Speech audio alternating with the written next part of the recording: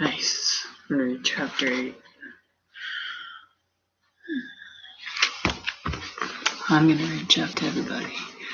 Chapter 8 of Over 1,000 Beating Spiritual Sanity and the Rejection of Evil by Bill Neely. School year for the 11th grade and in September, I went out drinking with the guys 2 more times. One of them looked older than what he was, and he had a fake ID that said he was over 21. It was easy to purchase or get served alcohol back in 1963. We pooled our money together and bought several quart bottles of beer. To me, it was a great feeling being half lit or drunk. I guzzled the beer I drank, and I blacked out. I woke up in the morning in my bed, and all I could remember was holding the second quart bottle of beer half an inch away from my lips and letting the beer pour down my throat unimpeded till I was almost but not quite gone. I had no memory of coming home. There was a total blind spot. The whole incident felt funny to me. It made me laugh inwardly. Being in one place, drinking, then suddenly it's the next day. I was okay with it. Shortly thereafter, I was standing outside the school waiting with the rest of the students for the morning bell to ring, signaling that it was time for the school day to begin. I was smoking a cigarette. A feeling along with an intuition came to me that there wasn't a God. He did not exist. I was baffled at first at such an idea, and I was resistant to what I was experiencing. I examined my mind, going as deep and as far as I could along the inner landscape of my innermost thoughts, feelings, and being. There was no God. This was what I was experiencing within. I marveled at this. I was a totally different reality. It was a totally different reality from what I had ever encountered in my life before. I felt that I was being enlightened to one of the greatest truths in all of the universe. God did not exist. He was a fiction. When the bell rang and I went into the school to begin my classes, I thought I had just gained something both significant and profound, even though I wasn't sure what it was. It wasn't enough that I was not doing to any of my 3 younger brothers what was being done to me. The beatings were destroying me inside. I knew myself as being very weak and a coward. I had to be an actor in order to survive. I felt intuitively that my father knew that I had to shame and humiliate myself in front of him to escape further physical pain inflicted upon my body by him. With me, I can only guess he had to satisfy some sort of a dark lust that was in him the very first time he attacked me at the age of 4. Up until this point in time, the only reality that I knew of was one he had conditioned me to respond to. There was no logic, no rational explanation, no analysis of anything. This was the real world and that I was living in and experiencing. I felt that my father could become unhinged at any given moment while he was hitting me. If he was not convinced at my performance of being terrified to death, even though I was seldom in the house while he was there, he would make up for it when he saw me. If my mother wasn't there would be no pretense on his part. He would start cursing me. I would become petrified. My body would become frozen, paralyzed. He would lunge, leaping upon me, knocking me to the floor, calling me evil, hoodlum, sickening, slapping at the side of my face and head. He didn't hit me hard enough to mark my face. I had my mother to thank, but he would act all the more insane and demented. I knew his true colors. I had to learn how to hate him and to follow my intuition and to also hate what was happening to me.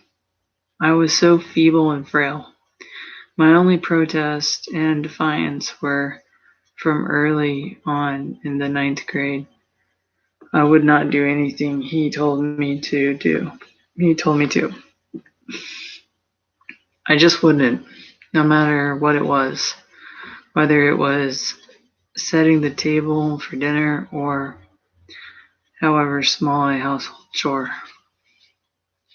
The consequences were always immediate from my defiance of him.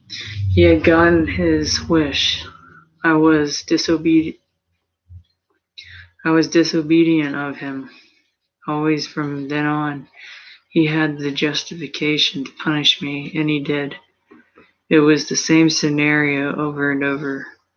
I had to hold on to a hope of graduating from high school and being able to find a job and then escaping him and his punishments. I knew what my options were out there in the world. I didn't like them. When I was in the 7th grade, one of my customers from my paper route was a pedophile. When I went to collect for his newspapers for the week from him, he asked me if he could take some photos of me.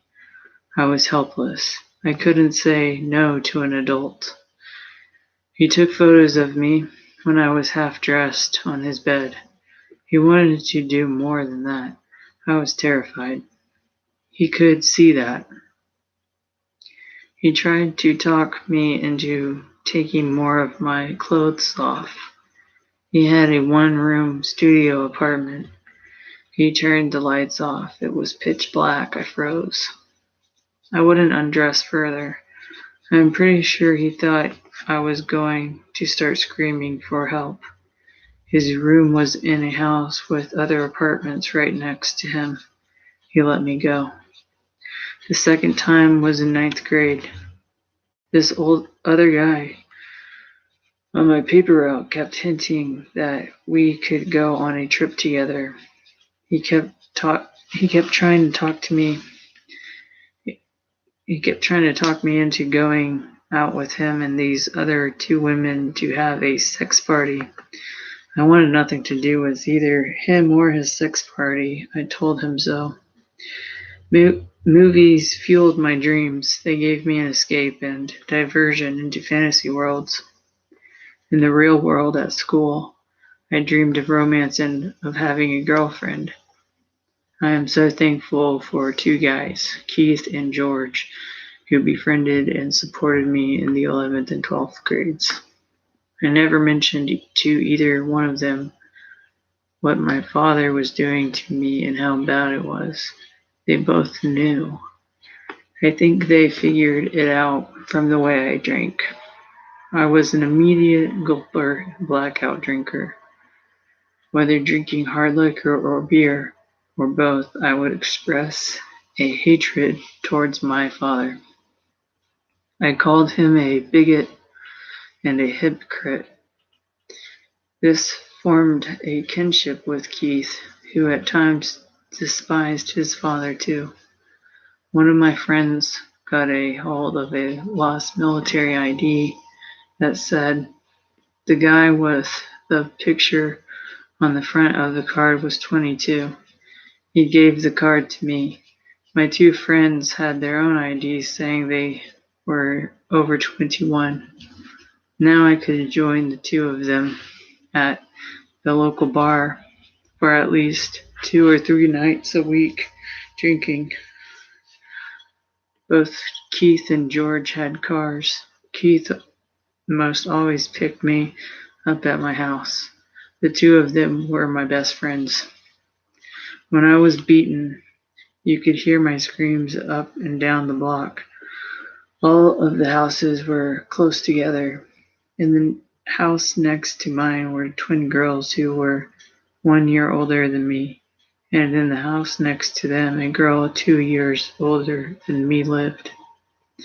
We all went to the same high school. I can guess that more than several students knew of what was happening to me. It was never mentioned or asked of me by nary a soul what was going on with me or any bit about my father's behavior towards me, even though I was the neighborhood paper boy. None of the neighbors ever said anything to me other than a brief hello.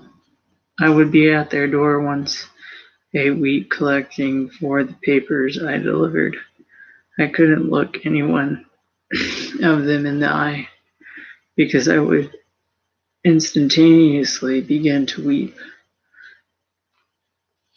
The cloak of shame I wore was always upon me, head bowed, eyes averted, rapidly back and forth. She lost her femininity in her rage. Her voice came forth out of a harsh and cruel barren landscape within her. She sounded like the Wicked Witch in The Wizard of Oz, wanting to hurt others. She would then launch herself forwards into me, hands upraised, waving and slapping at my face. She was a woman. I would stand whatever I was at blocking her slaps until she tired herself out.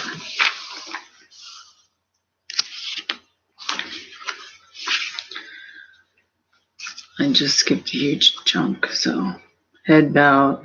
The cloak of shame I wore was always upon me, head bowed, eyes averted.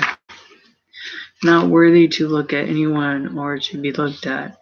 In high school, I knew. In high school, we knew of some of the hidden home lives of our fellow students, their secrets. I'm guessing that I was one of those whose home life was acknowledged and pitied.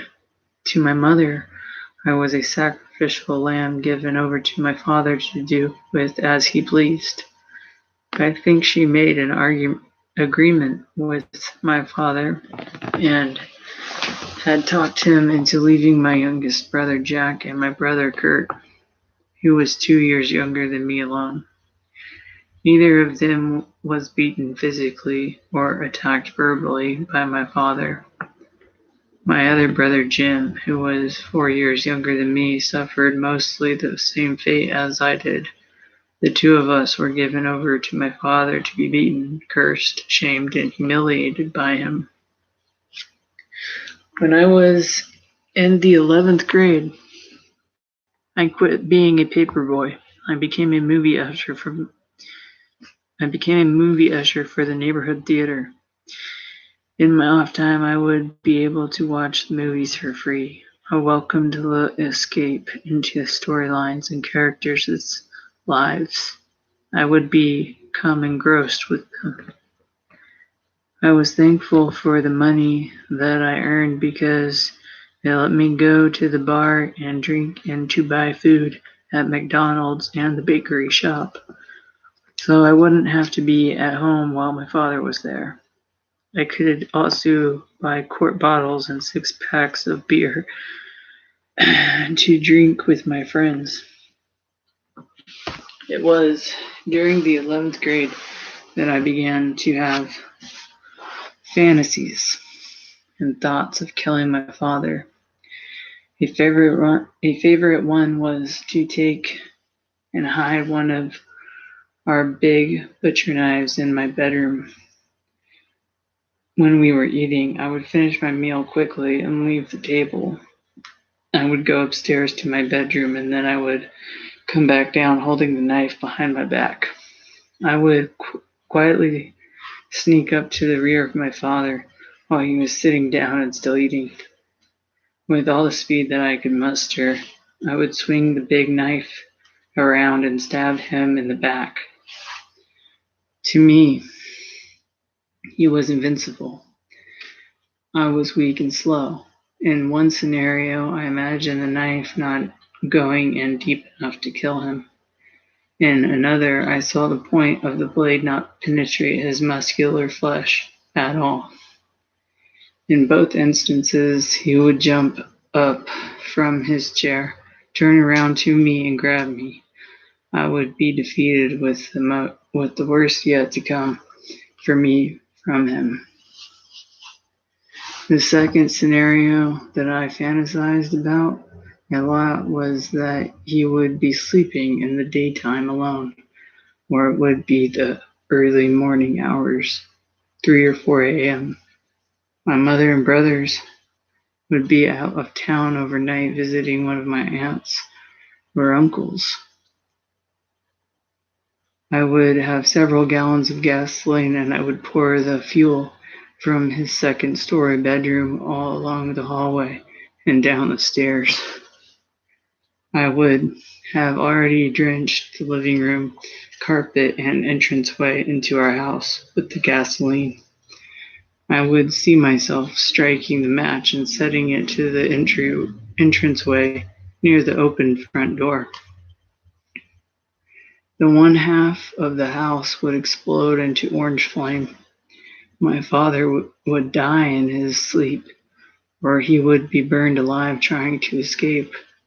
I would be standing outside in the street watching the house burn to the ground. The police would come. I would be totally silent.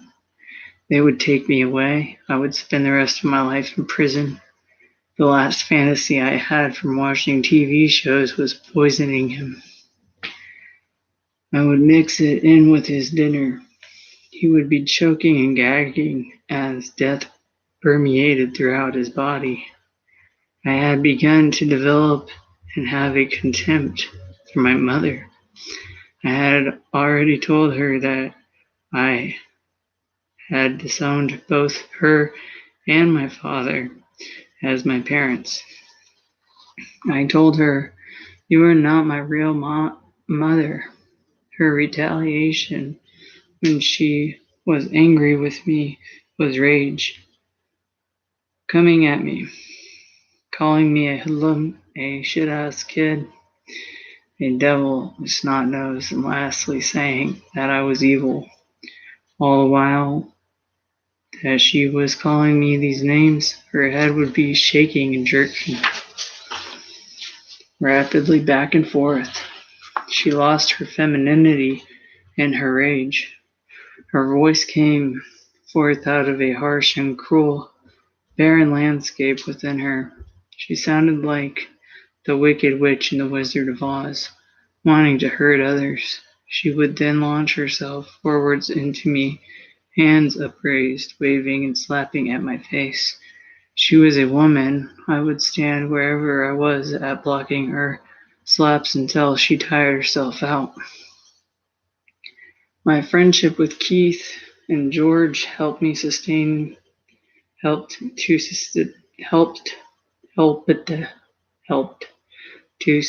me throughout the final 18 months in my household.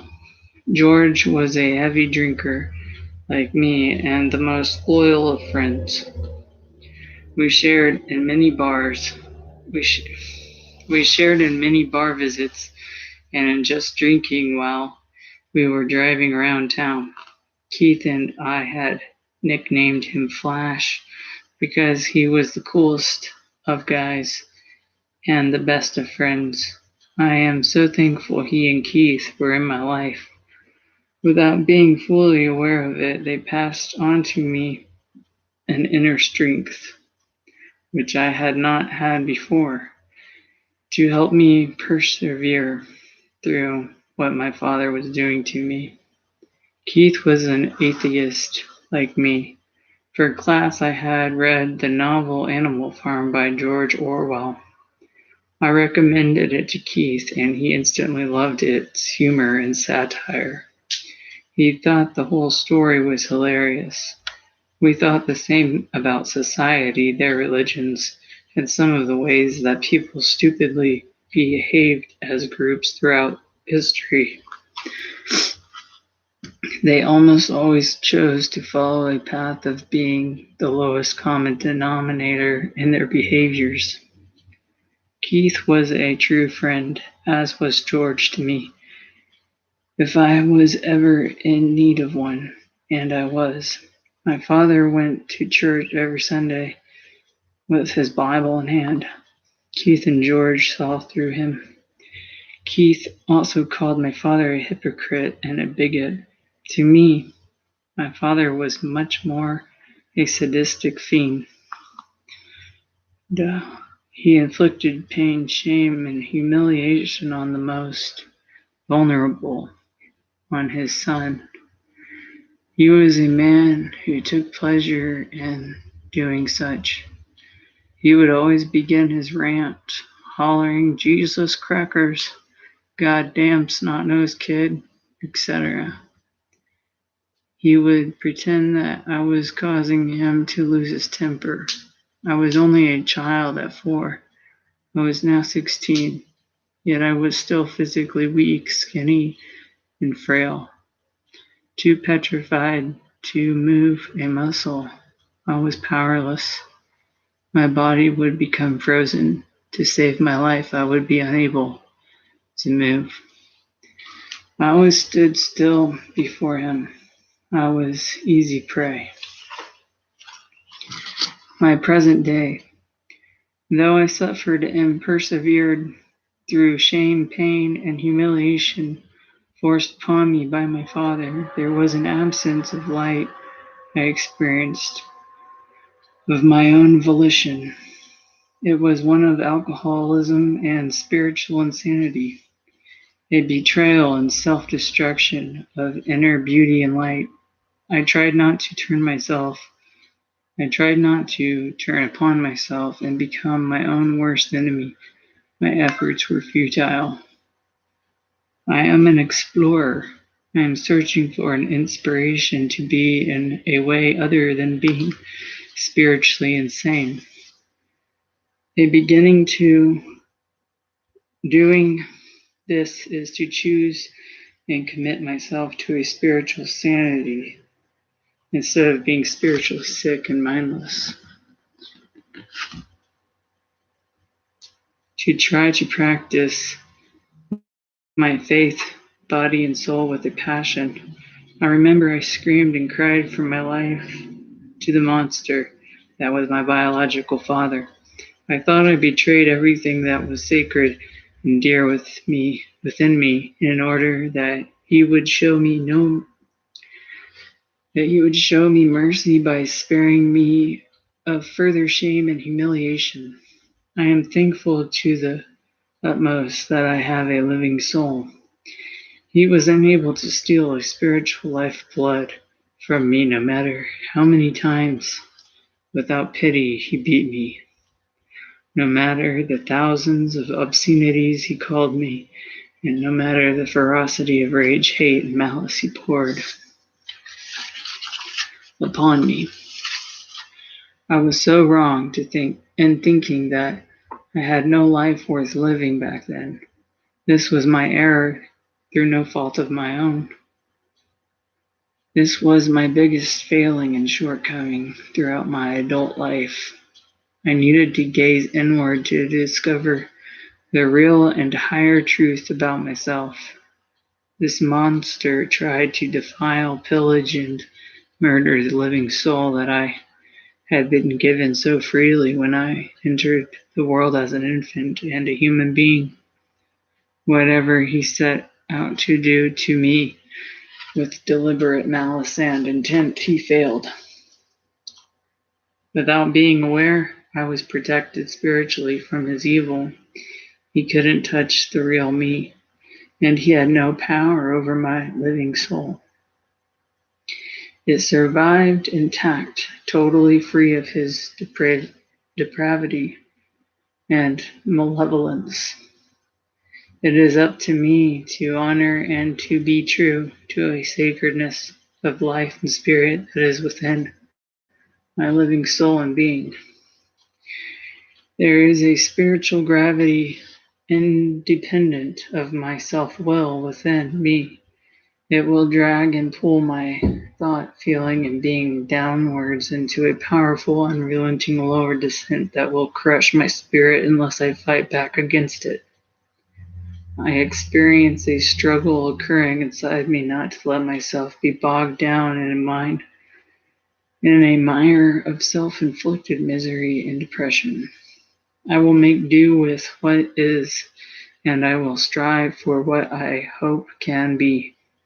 My spiritual sanity is to take a risk, to search for and to uncover what is most true in a meaningful and caring way within, and then to use it as a guiding light. I choose inspiration over mental laziness. I don't want to always be walking around feeling broken.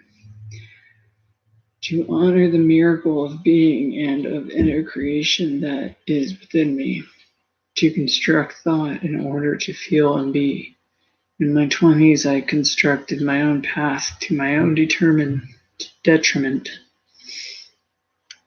I needed to be strong in an inspirational way within to avoid self-destructing. In so much of my life, I imprisoned myself in a solitary world. The rejection of negation of evil is a beginning to my spirituality, not to remain shackled by a lack of imagination.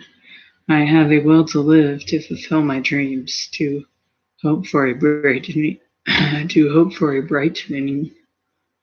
of being for my living experience, and not to chain my soul to addiction. At times I experience a seclusion of my own making, gloom and depression, a battle against the monotony of passing time. I had to imagine an opportunity and then create a new beginning for myself. Alcohol was the only thing that took away the dominance and power of what was being done to me. It let me experience a warmth of emotion and of spirit, along with a fellowship and friendship with others, but I couldn't control my drinking. It was most always out of line. I was a drunk driver and at times a walking, spaced out drunk and zombie. This present day, it has been over 26 years that I have been clean and sober, but back then, I wrongfully thought if I didn't have any memories of what was done to me, then I couldn't feel the pain or shame from within, from them. What I experienced as a child and a teenager has had a lasting effect upon me in my adult life. I became a creation of my own inner torments. So many days and years I felt a vast void, a horrible emptiness along with a lack of being and inspiration. The insane rage I would involuntarily feel after a beating would overwhelm and overpower my consciousness. It was never safe for me to be around any of my younger brothers. I knew I would explode sooner or later, and then I might start pounding on one of them.